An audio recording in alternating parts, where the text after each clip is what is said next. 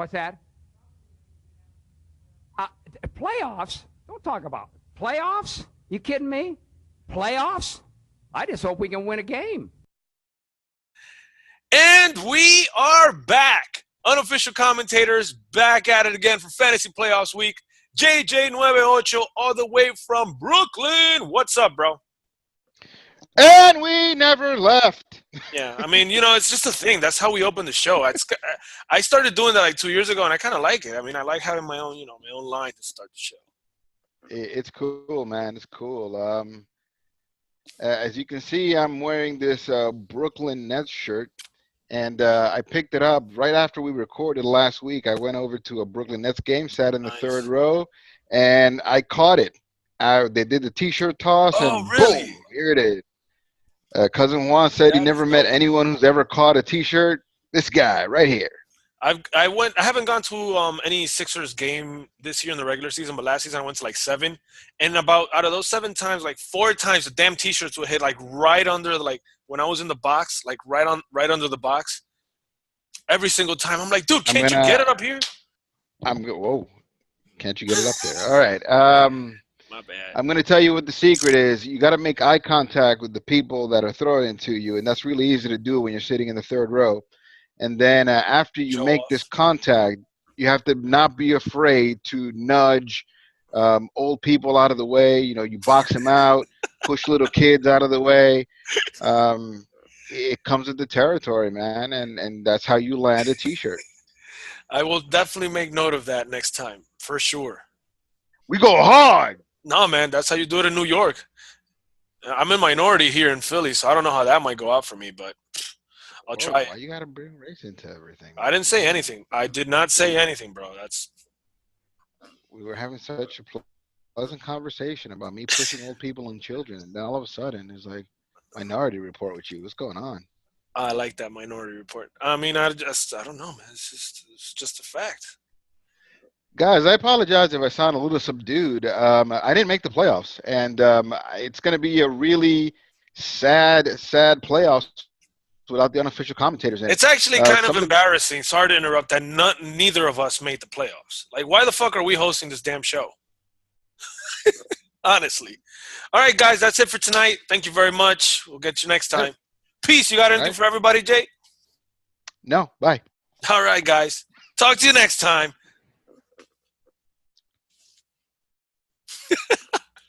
Do you still have to do this?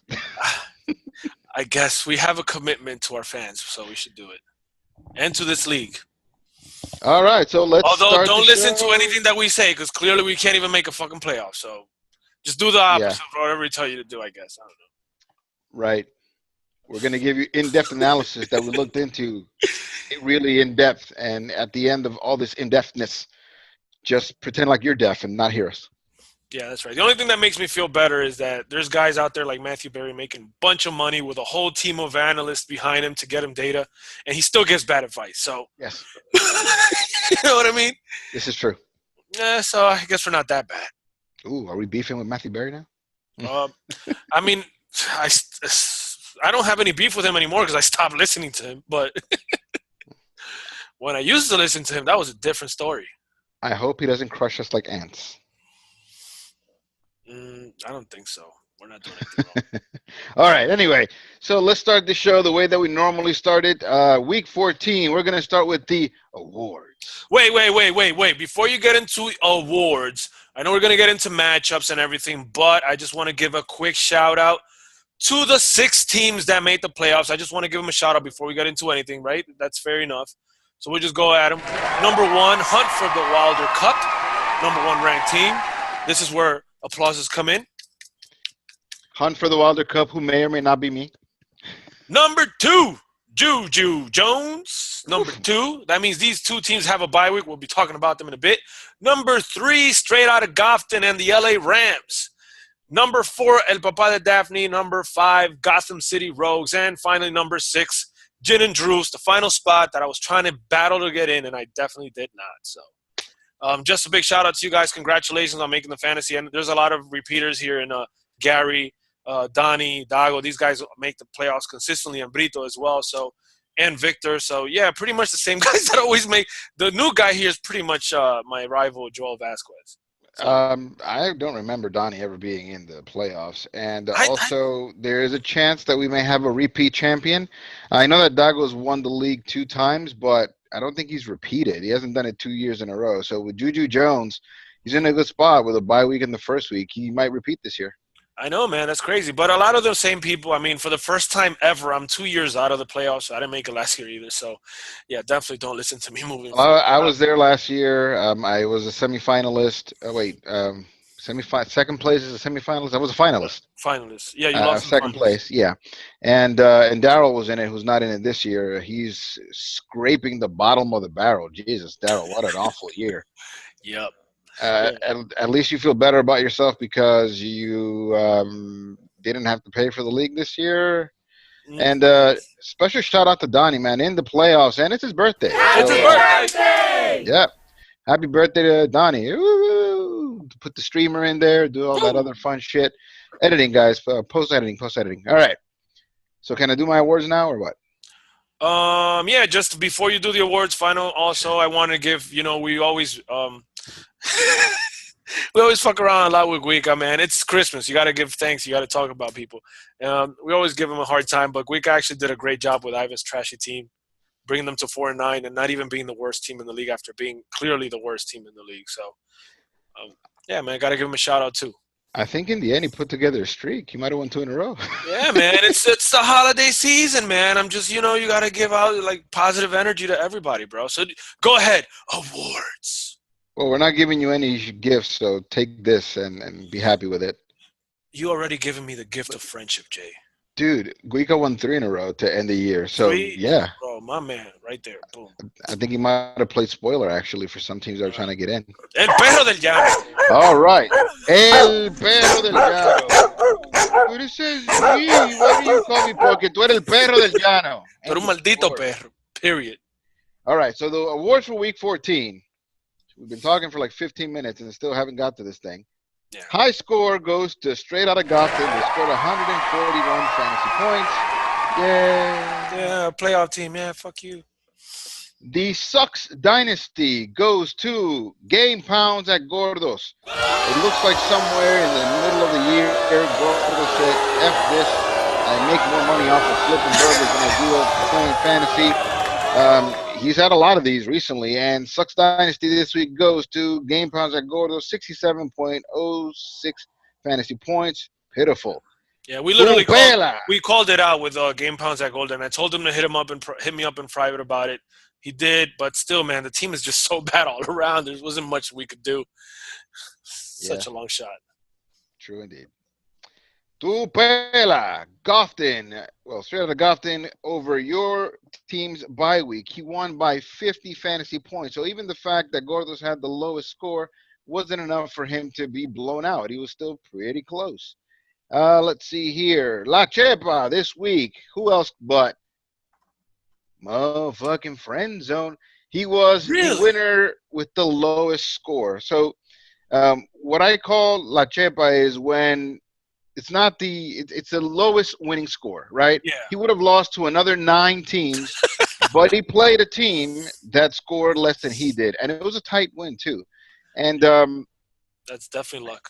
Maybe for next year I'll consider a new award that isn't necessarily La Chepa, but just winning by the tightest margin. This was really close. The tightest win was Juju Jones over Gin and Drews, but still.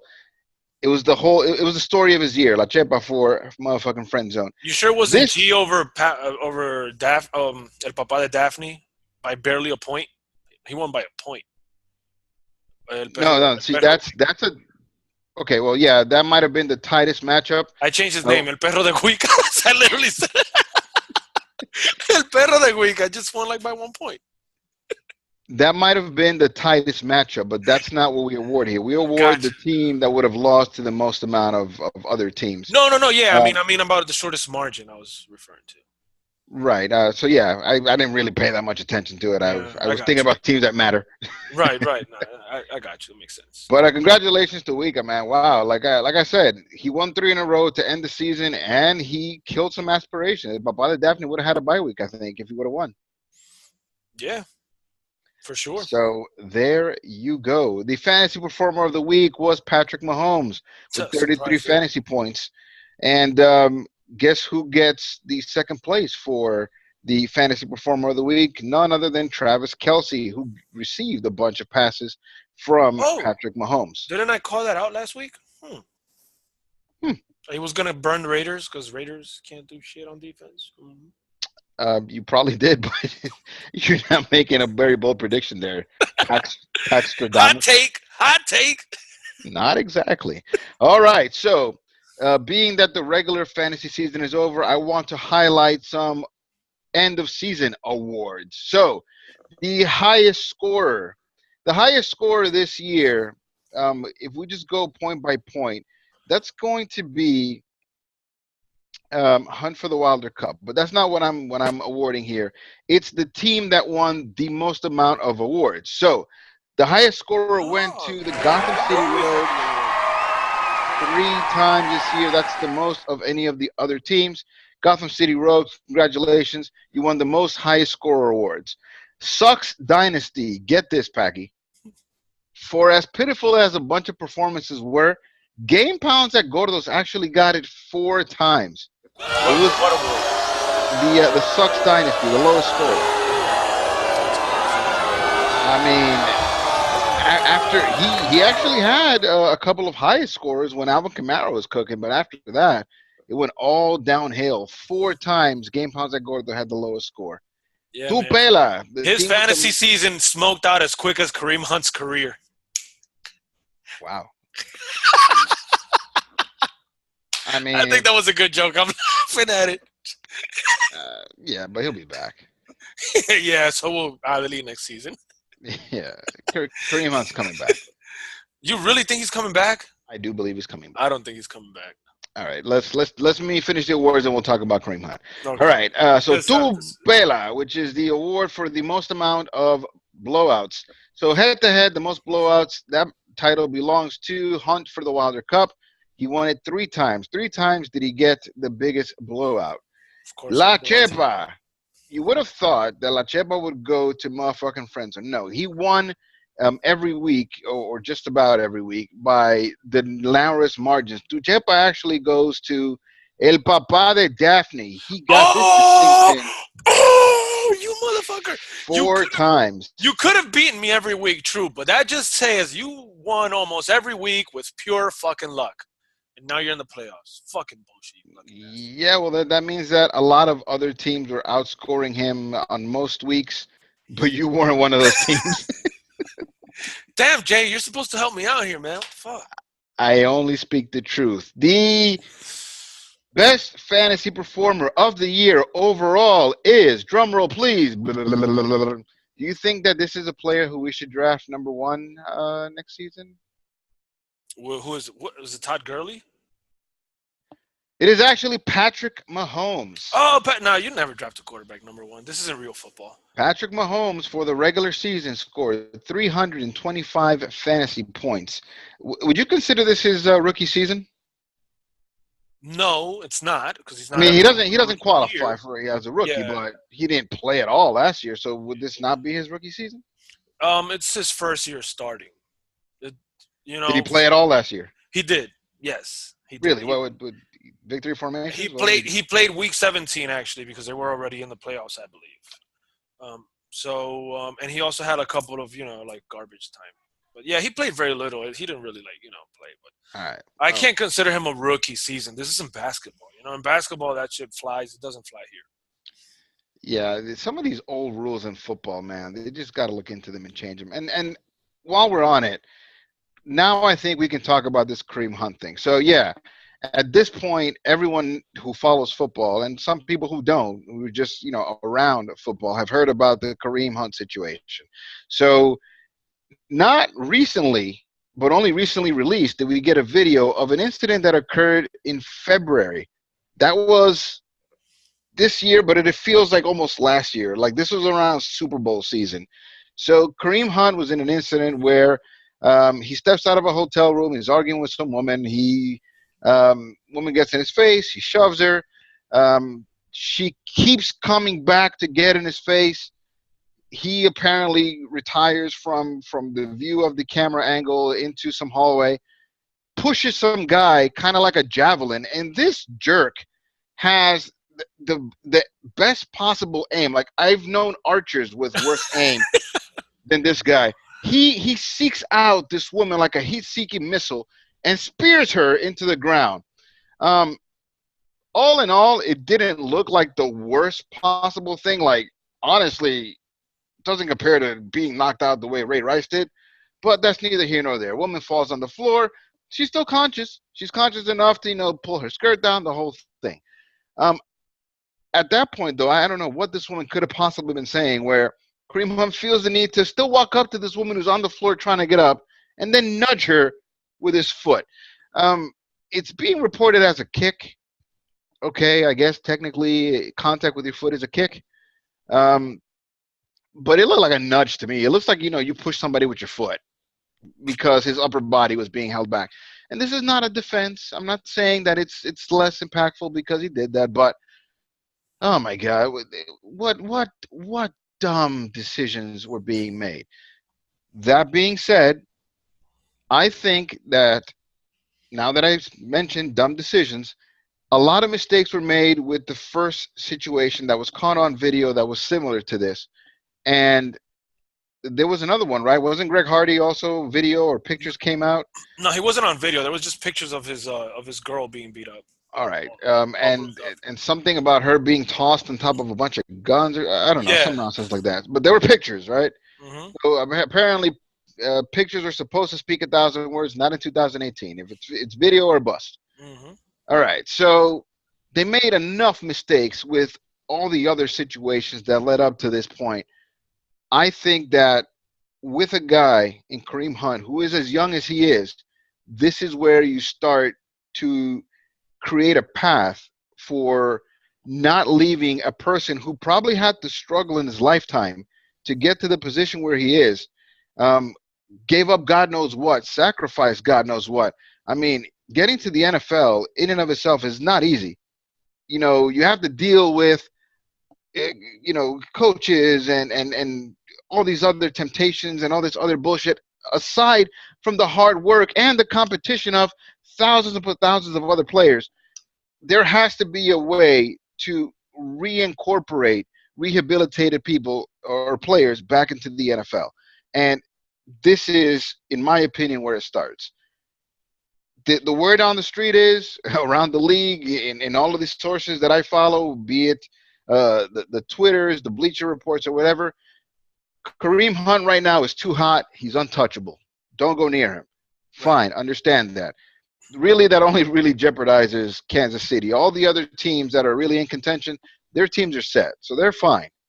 You don't need to go pick them up. If a team that would pick them up is a team that really no one cares about, let's say the Jets were to pick him up. Yeah, what does that do for the Jets? Absolutely nothing. But to the larger point, he's untouchable. Don't touch him, at least not this year. But next year, he has a good summer. He proves that he's rehabbed. He'll come back. Yeah, I don't disagree with anything of what you said, to be honest. And I think it was a nasty scene. I think it was a very bad scene, but I don't think it was the worst we've ever seen, even though it's on video. Bad decisions, man. Just bad decisions. Yeah, but it's just, the story of the girl, that the reason why this argument started is because she don't want to have a friend. I mean, wait. I'm getting somewhere. It's unnecessary. And the fact that he lied about it to his team is just, I think those are just some of the factors that.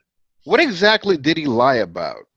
Apparently he just he lied about the incident to the team. So did he say that it didn't happen? I don't know the details, but what came out was that the story that he told the team was not the same that they saw in video. In my opinion, minimizing a situation is not the same as lying. Mm-hmm. So I feel like they asked him about it. He kind of. Oh, that's what you feel. But I'm going by what the team said, and that's what we have to go by. That's the official report. what you think has nothing to do with the reality of the fact that the All team. right. So what could he have possibly said verbally before this video came out? What could he have said where they go like, okay, that happened in February. Maybe he said there was an argument but there was no physical contact or altercation whatsoever, and there was, even though it wasn't with her directly, the biggest contact. But you know what I mean? I don't know. But the point is, we live in a time now in society, bro, that maybe if the whole Me Too movement and all these feminist Stop. Don't even go there. Bro, maybe if they calm down moving forward, maybe he'll be able to get back. But it's just, I just feel that the backlash. This has nothing to do with Me Too. Me Too is about taking advantage of women in a position where you can be taken advantage of, using your power to take advantage of people. Okay, so a pro football player telling a girl to have sex with his friend, if not, get the fuck out, and then gets to that argument, is not a position where you're taking advantage of a 19. Well, you were given a choice. Get the fuck out. Well, why do you choose? I'm not arguing with you, Jay. We're not gonna spend the whole podcast on this shit. I understand what you're saying. The only thing I'm telling you is that I think we live in times right now. These are very sensitive times, and out of all the times, this was the worst time for that video to come out. The problem is, Paki, what I'm trying to say is this is not a Me Too situation. It's not, whatever. But those are the same people that are going to be upset. This is a domestic violence situation. It's not a domestic violence because they're not. Well, then it's an assault or an aggression, and it should probably be treated as any other assault and aggression. And I mean, it's just I just feel like right now the NFL is going through a time where like these athletes, not to mention the hypocrisy behind the fact that the athletes and coaches are being held to higher standards than even the United States president, right? Because you expect these. Oh my God, your tongue is on fire today. What the hell? You expect these athletes and coaches to be perfect model citizens when we don't even expect that from our own president, right? But, oh my goodness, another one. No. And I'm freedom of speech, bro. It is what it is. But it's just that, it's a very uncomfortable time for this to happen. Maybe someday he might go back. I don't think he will. I mean, it's always in the realm of possibility. But yeah, man, I just think it's over for him. I feel bad for the guy. What's over for him? His season? He's on that commissioner exempt whatever list. He's gonna get paid, and he'll be back next year as a free agent when people have a chance to interview him. And then what happens? He sits down in front of coaches and general managers and the like, and he spends his summer, making up a good. I don't want to call it a speech, but a good performance of how he wants to present himself. He'll do some community work, and he'll be back. That's it. The NFL is football in general is going through some really tough times. I mean, athletes are at their worst behavior. There's the concussion thing. There's the CTE crap. They're killing each other, killing themselves. One guy's going to 8 years. He used to be part of the Legion of Boom. What was Brandon Browner. Brandon Browner. Going to jail. Like, it's just such a bad time. You know what I mean? What's that guy's name? Is it Michael Kendricks? The dude that caught in the yeah, at least that's a white collar crime, you know what I mean? But wow. Insider trading. Yeah, insider trading is considered makes it so much better. No, but it's not physical aggression, which is where the NFL is getting prolific with their crimes. Yeah, they're getting smarter with their crimes. But it's just a really bad moment, and I mean, I don't know. Like I said, I feel really bad for the guy. So let's see how it all turns out. Yeah, but his career is not over. Trust me, his career is not over. I think if he does have a way back. This is a paid vacation. This is the equivalent of going to federal prison where everything is comfy. All right. Well, I just think if he does get back, he's going to have to do it through Canada. That's my opinion on it. Hell no. He'll be back in the NFL. All right. Well, on the next episode of the Unofficial Political Commentators. All right. Are we ready to talk matchups, Paki? I mean, can we just move on, or? Yeah, man. I mean, I'm ready to go. Let's go. Playoffs. We doing matchups or highlights? Playoffs. Playoffs. Talking about playoffs. I usually guide this show, but I'm gonna let you steer this one. Are we doing highlights or playoffs? What are we doing today? No, let's go to highlights first. So today we're only going to talk about 2 matchups, right? Let's put this all in the matchup realm. So, okay. Dago, go ahead. Matchups. You got to do this, Jay. Yeah. Oh shit, my bad. You have to say matchups. I'm the one that does the banner. Oh my bad. Matchups. There you go. That's what I'm talking about. So we put it all in the matchup. So we only got 2 matchups to talk about because the way that we run our fantasy league is we have a 3-week playoff. for you guys that don't pay attention in previous years. First two seeds get a bye, and the two matchups play with those guys. So we got two matchups to talk about, but we can't stop talking about the 1 and 2 seeds. So we're just going to give a brief highlights of why these two teams had such great fantasy season. I guess it's only worth talking about Hunt for the Wilder Cup first, since he is the number 1 seed.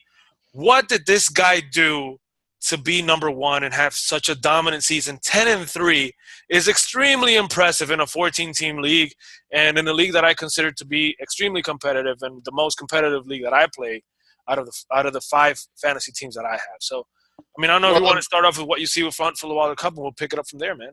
The best thing he did was not be me. So some jerk who is no longer in this league gave me this reputation of a trade, and I will reserve the other word because of the Me Too movement.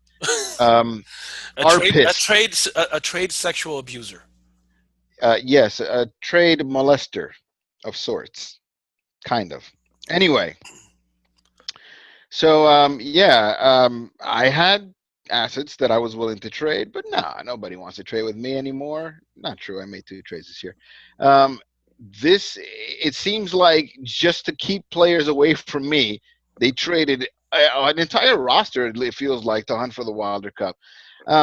We did away with trade vetoing this year, and best thing we've ever done. Yeah, a lot less arguments. I feel that some of these players that were traded to Hunt for the Wilder Cup were not the best deals. I mean, you could have gotten more for it. I don't know. We'll definitely keep the veto thing away from our league, but maybe you want to tell people when you get something offered and be like, hey, I was offered this. Can you beat it? I mean, I don't know. There should be a way for me to try to top a trade after it's gone through. Yeah, anyway. The thing that I see the best about the Hunt for the Wilder Cup, I think, is, first of all, they were the fantasy team with the most moves in all of our league. I'll tell you right now, they had 64 moves. Second place in our league was 47, which was Gotham City Rogues. So 64 moves. So he was almost 20 moves ahead of everybody. And if you look at his bench, it's full of waiver picks or free agent picks. DJ Moore, Kenneth Dixon, Rex Burkhead, Adrian Peterson, who, by the way, had an awesome run on Monday Night Football. Dallas Goedert. Like, all these guys are – a ridiculous 90-yard run, and then he ran like another 8 times for a total of 8 yards. Yeah, but that 90-yard run makes up for it. I will take definitely a running back that can do that. I don't care if he doesn't do anything the rest of the game. The rest of the team has to do something. But yeah, I guess. Yeah, that's not the point. So, like he did a great job picking up players, and he picked up players like, I think Adrian Peterson was an awesome pickup. I don't like Rex Burkhead, but I think that DJ Moore was also a great pickup. So on and so on. So I like the fact that he traded for Russell Wilson. He has Tom Brady. He's rotated them in a very efficient way as well. So an awesome job done by your imaginary friend Victor. And I'm lying. I'm literally probably the only one in the entire fantasy league that's ever hung out with Victor besides yourself. So I know he's real. I mean, there were some players here that were definitely drafted. Tom Brady, Michael Thomas, Keenan Allen. They performed all year round. He took a gamble on Julian Edelman, who was out at the beginning of the year. Maybe he thought to himself, I'll take this loss. Whatever, no big deal. Didn't turn out that way. He came out – well, he lost the first week, but then after that came out like a house of fire. James White was particularly effective after Rex Burkhead, who he drafted and then picked up off waivers. He actually had Rex Burkhead and dropped him. Rex Burkhead, I remember, got injured early in the first game, and that's probably led to Victor losing week 1. And aside from everything else, it's just been opportunistic drafting.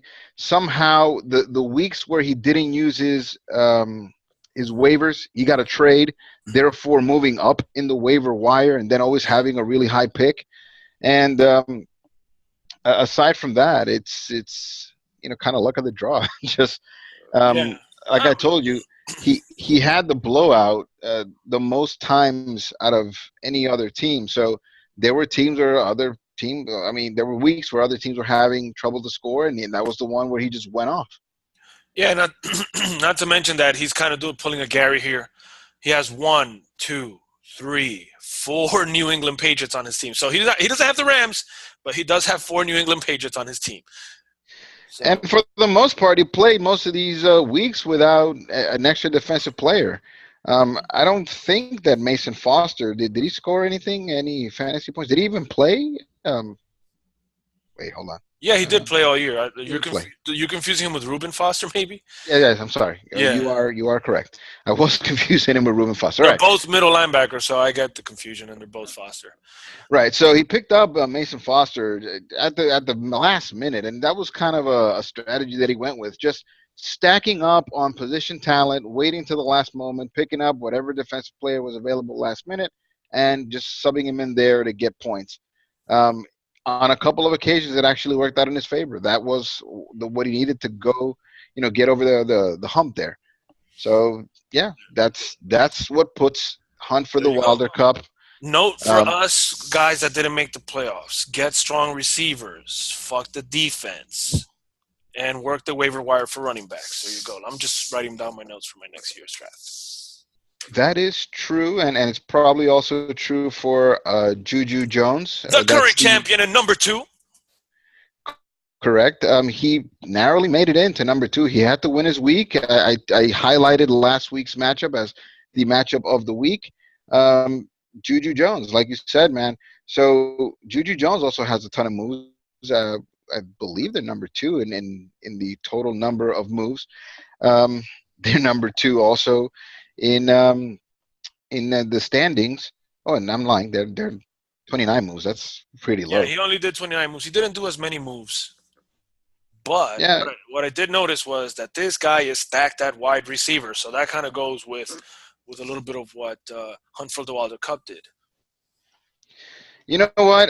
It's like they alternate years. I feel like last year there was a massive amount of receivers that were getting injured. Maybe I noticed it more because it happened in particular to the Giants.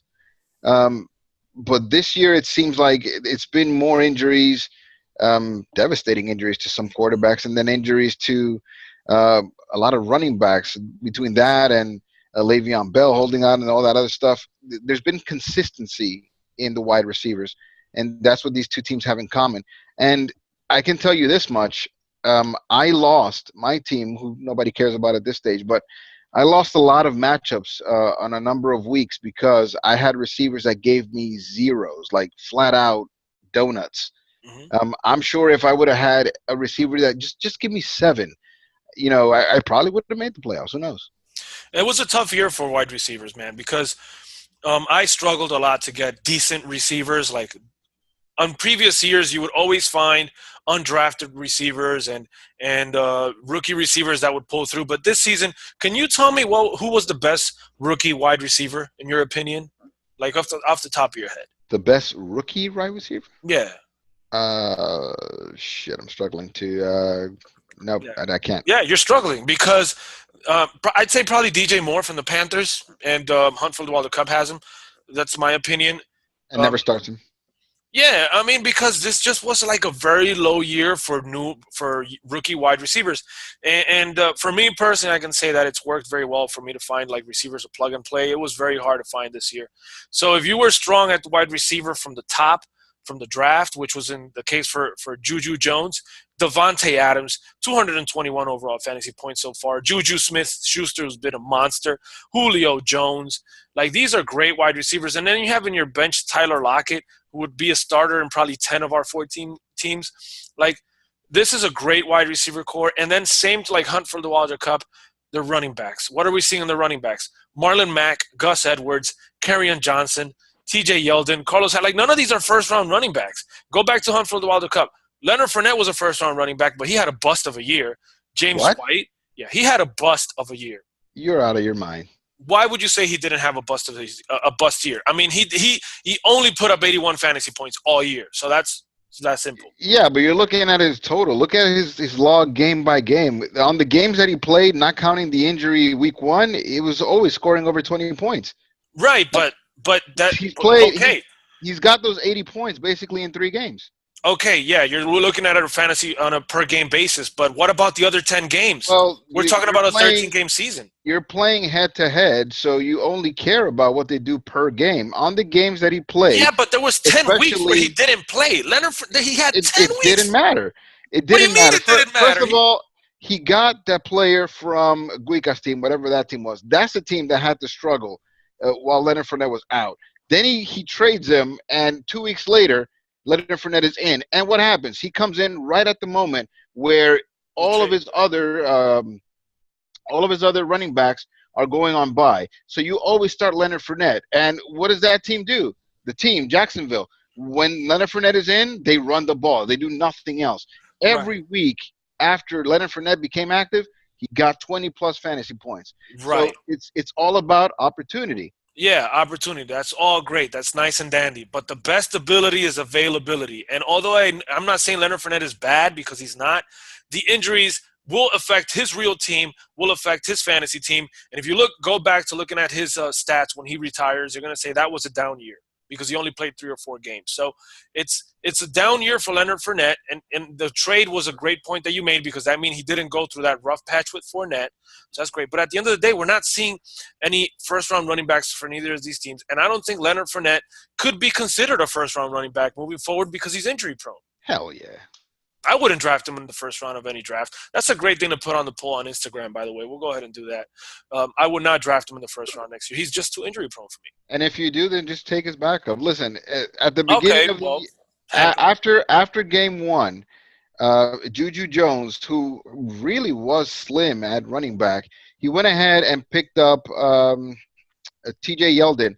He got the first crack at T.J. Yeldon. Somehow, magically, Juju Jones, who I forget what pick he had, he got the first crack at T.J. Yeldon. He picks him up, and boom, there you have it. He ran with T.J. Yeldon for the majority of the year to a record of 9-4. Yeah, well, and when T.J. Yeldon was no longer of use, then you just sub in Marlon Mack, who kind of stumbled at the beginning, but then he got his legs under him, and now we got Gus Edwards, who came out of nowhere and he became the hot name. And again, opportunity. One more time, Juju Jones was in position to get that waiver pick. Okay, well, yeah, I mean, just to wrap it up, I mean, we're not going to keep going back and forth. We can both agree that both of these teams are very strong at wide receiver. They did a great job on the waiver wire, especially with running backs. And note for future fantasy drafts, we've transitioned to an era where wide receivers can win you a fantasy league, when it used to be running backs all along. I'll believe it when I see it. They still have to win it. Well, if one of these two wins, man, that's the proof right there. I don't know. Well, what I can tell you is, where I agree with you, is that these receivers were the most consistent all year. Yeah. I really never heard of any injury concerns with Michael Thomas, Devontae Adams, Juju Smith-Schuster, Julio Jones. You think it has to do with them new rules, leading with the head and shit or whatever? Now the defenders go with them soft-ass tackles, and everybody's able to break tackles. Or when they get tackled, it's like, hey, let me put you on the floor here very gently so I don't get a flag. It might. Yeah, it might be. But running backs are still getting hammered by linemen, so that doesn't change. And tight ends are getting their feet broken all the time, because now they're telling them to go low on tight ends, yeah. On tight ends. A lot of these tight ends, regardless of the fact that they're pretty tall, they still have to jump up for balls, and boom, they get slammed across the fibulas and right under the knees and all this other stuff, ankles, a bunch of broken ankles this year. Yeah, and bigger guys tend to fall harder. That's a fact. So. Yeah, I think the Bengals lead the league in broken ankles. Oh my God! Just like the Redskins lead the league in broken legs. All right, man. Let's get right to the actual matchups that are playing this week. I'm sorry. What do you say? Yeah, let's do it. All right, man. That's your lead. All right. So, does it even matter? Hold on. What happened here? Damn technology! Stop failing me. Fill it in, Paki. Do some stuff. Do some talking. Yeah, so the Jeopardy song would be perfect right now. All right, man. No, it's fine. I mean, I'll just go ahead. Is that your version of the Jeopardy sound? What is it? How is it again? That was terrible. All right. Well, I'm not a fucking singer. You don't have to be. That was just bad. All right. So the 8-5, number 5 seed, Gotham City Rogues, is going to be playing this week against the also 8-5 the 4th seed overall, El Papa de Daphne. Am I coming through, Paki? Can you hear me? I can hear you perfectly fine. All right. Don't know what happened there. I think I jiggled my cable. All right. So, who do you think wins this, and how much faith are you putting in the Gotham City Rogues? I'm actually putting all my faith in the Gotham City Rogues. First of all, there's no way in hell that I'm going to root for a Papa de Daphne in a fantasy playoff match. And I actually think the Gotham City Rogues might have a chance to win this after looking through both teams. Let me start with Gotham City Rogues with their quarterback. They're looking at Dak Prescott or Jameis Winston right now. Dak Prescott is going versus Philadelphia. I think that's a divisional game, and I think this game means the season for both teams. So I wouldn't be surprised if this turns into a defensive grinder between Dallas and Philadelphia, who have shown improvements on defense. You don't help yourself, man. Grinder, really? What's wrong with that, bro? You don't know what a grind is, man? Come on, man. I'll tell you off air what grinder is. Go ahead. I know what a grinder is. It's something you used to grind. Yes, of course. Keep going back. Peppers and garlics and stuff like that, right? So no problem. El Papa de Daphne, when you listen to this show, explain to Paki on the comments what grinder is. Yeah, so you also got Jameis Winston versus New Orleans. I'd go with Jameis Winston at the quarterback position, although right now yeah, because last week he beat me by 4 points. He would have won by I don't know, that 12, 15 points had he started Jameis Winston. I asked him at the beginning of that New Orleans Dallas game. I was like, why the hell did you start Dak Prescott? I understand if he was expecting a shootout, but it's just Dak Prescott's not a passer. He's never going to be in a shootout. You know what I mean? But Jameis Winston's a different story. So he's a bad passer, but he is a passer. And it's versus New Orleans, and it's at home. And New Orleans has given up a lot of fantasy points to quarterbacks. So, I would.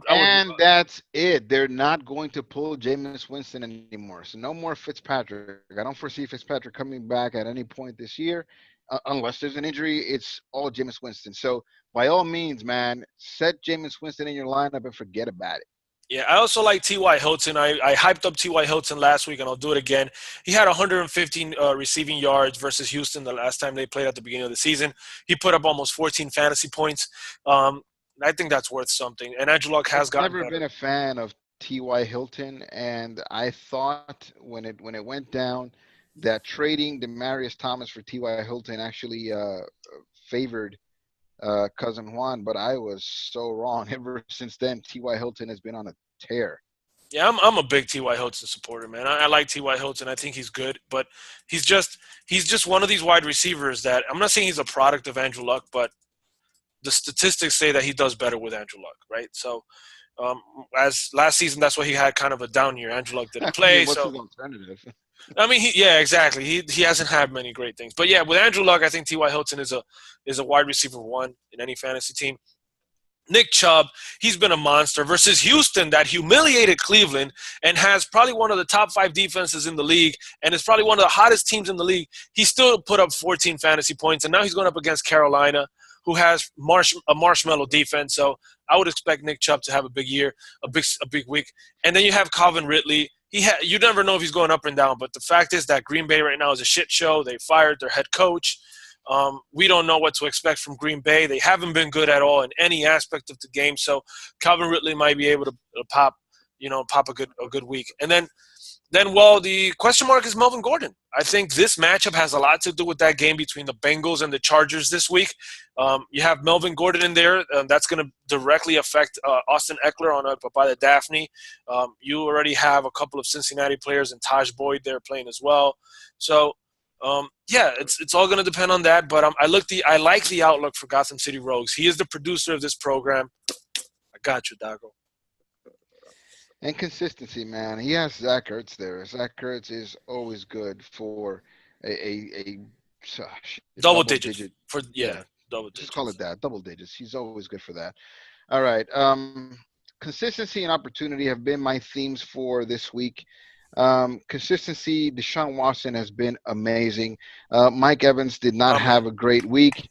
And then you have Travis Kelce, also a great performer. Now, you have some pitfalls, and these came at the worst possible time. One of your highest producers was James Conner. James Conner is out. He's outright out this week. I don't know. Maybe you get a chance to pick up his replacement on waivers, but you have to sub in with somebody because right now you're figuring a big fat zero at one of your top running back positions, and that's bad. Tevin Coleman. Tevin Coleman is still struggling with consistency. The team itself, their scoring has gone down as a team. I don't like that. Don't like it at all.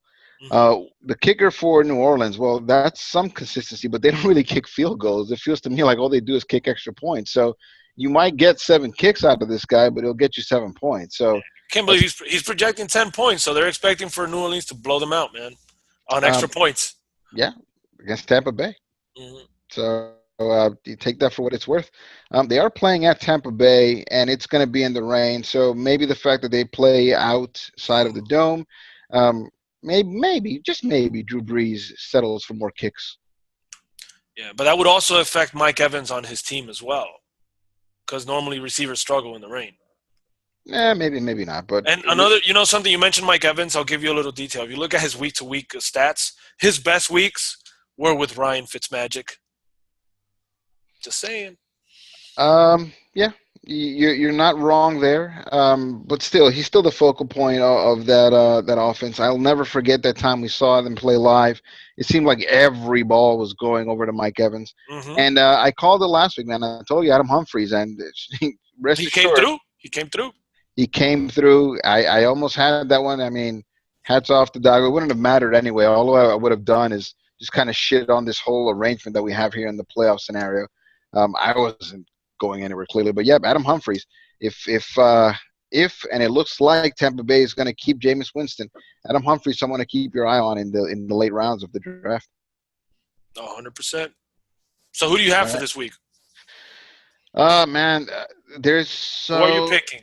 They're both 8-5 teams. Such a huge question mark. Papa the Daphne, man, you had a really strong streak, but I'm gonna go with the Gotham City Rogues this week. My man. Hey, if you believe in the curse of the UC jinx as they call it, then you're probably happy that I'm picking against you, Papa the Daphne. But yeah, consistency, like I said, just up and down. I'm going with Gotham City Rogues, but Gotham City Rogues, just to give me more peace of mind, please start Jameis Winston.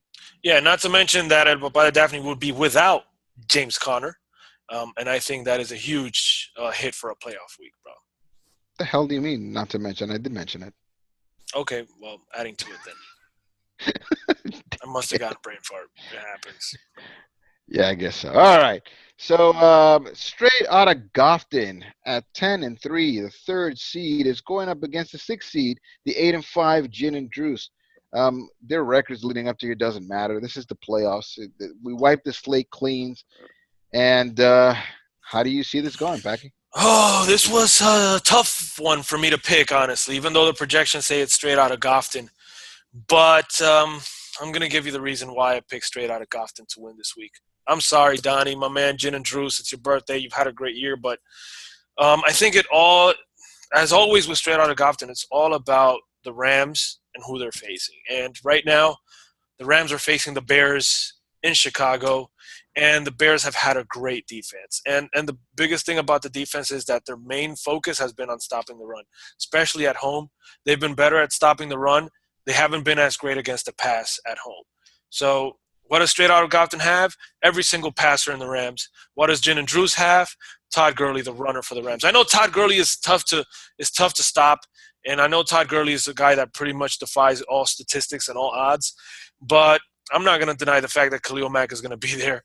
You know what I mean? And it's going to be Chicago at home. They're both playoff teams. It's going to be a very tough matchup. Add to that Melvin Ingram is going to be playing versus Tampa Bay. Mark Ingram is probably going to have a great week. But out of that, I just don't see much going on in this team, man, with Gin and Juice, and I'm really sorry. You got Drew Brees. Great matchup versus Tampa Bay, but it is in the rain.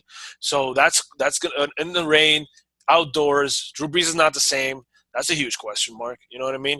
You have Adam Thielen versus Seattle at Seattle. That's a tough one. You have Josh Doctson catching passes, if he can catch them, from Mark Sanchez. And you see how I did the quote-unquote passes because I don't know what Yeah. the fuck Mark Sanchez does. I don't know what the fuck he does. Yeah, well, he does a little more than Lamar Jackson. So even if you say I'm not going with Dawson this week, I'm going to put in Crabtree or maybe Willie Snead. Yeah, They that's the just problem. He's fucked either way. He's fucked either way. Yeah, they're just going to be there running routes. I mean, Lamar Jackson does not pass the ball. Yeah, if I'm going to look for positives on this team, I already mentioned Ingram, who's probably going to have a better week since they're going to run the ball versus Tampa Bay, and David Njoku. I love Njoku. He had a down week versus Houston. Baker Mayfield had a down week, but I don't expect that to continue versus Carolina. So David Njoku will probably give you some good points. But you have Hines versus Houston. That's another tough matchup. I think it's just a very unfortunate week for you based on the matchups that your guys have. So weather conditions, away games. And remember, last week I actually picked against Gin and Drews because all his players were away. And he did lose, and he did less than 100 points. That's the situation in Straight Outta Goffton. They're all away teams, but that Rams thing versus the Bears is a kicker, man. Robert Woods or Brandon Cooks are bound to have a great week, according to statistics. That's all it is. Well, we covered the Rams ad nauseum throughout this whole year. Okay, Yeah. so we understand they have a matchup against Chicago at Chicago. He has all of the pass catchers and the pass thrower.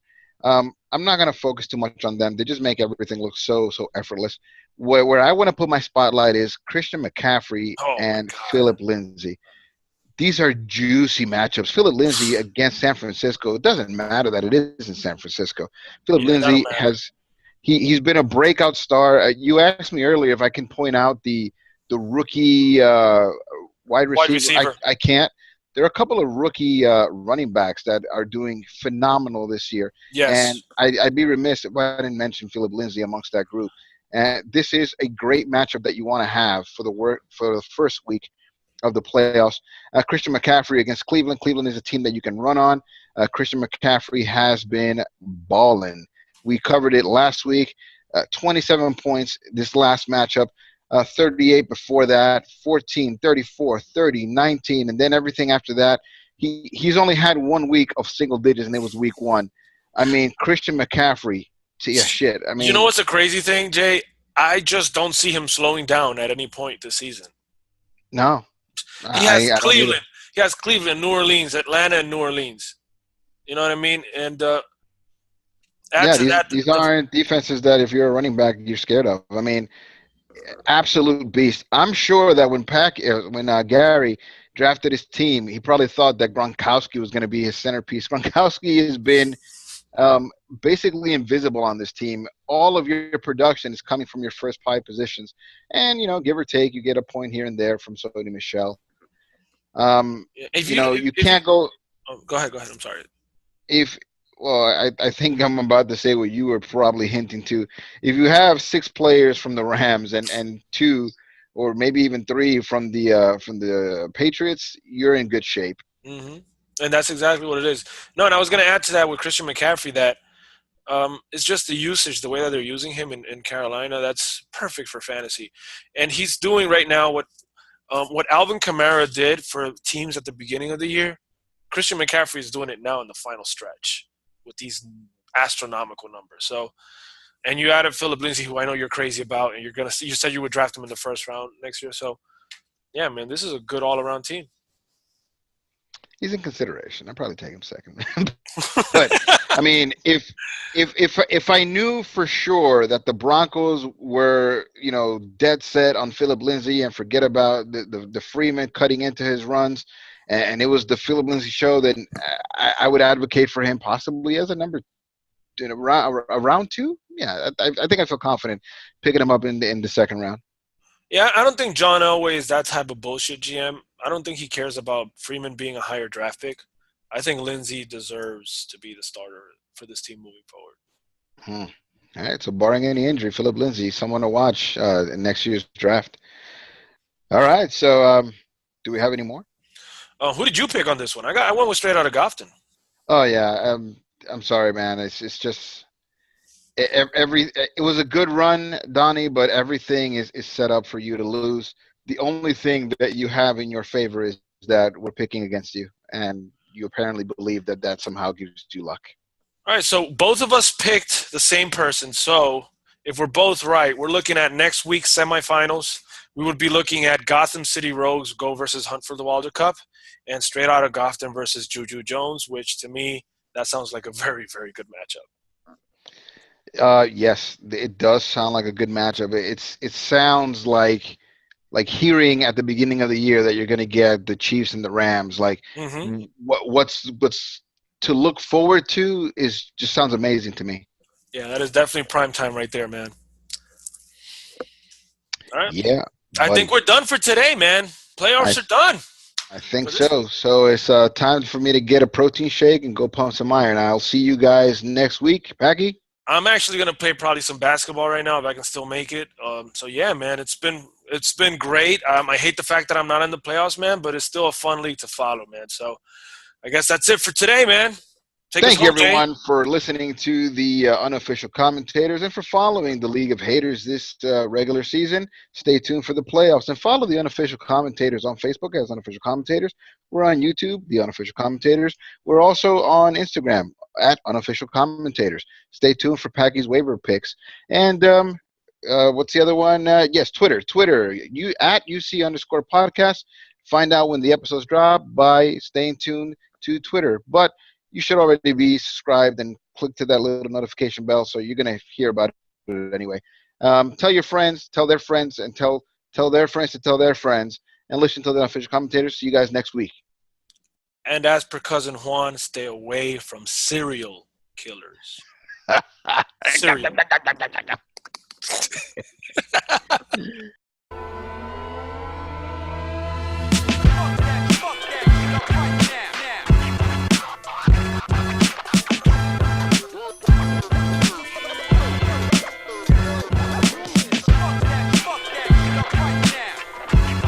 Wherever you're at, stay safe.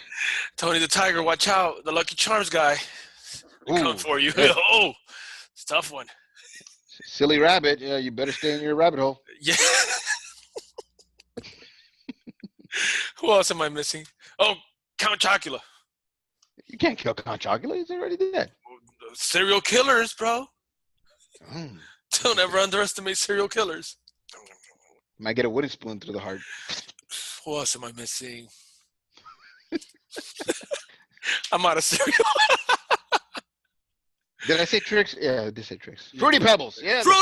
Fred Flintstone. I liked Fred Flintstone growing up. Fred Flintstone, better watch your back. Don't do that to Fred Flintstone, man. Better watch your back. Who else are we missing, Jay? Any other cereal? Damn, I haven't had cereal in a while. Yeah, you're on keto. What about that frog? The frog. What are those, Smacks? Yes, Max. Hey, Rice Krispies, the three little. Oh, dude, they look like they can't defend themselves. So I almost call them three little M words. The three little small people. Yes. Cut that out, Dave. Or don't. All right. Well, thanks for watching. Bye. Oh, you still think we're recording? Oh no, yeah, we are. We're not. Yeah, we are. Get out of here before they close the gym. Bye.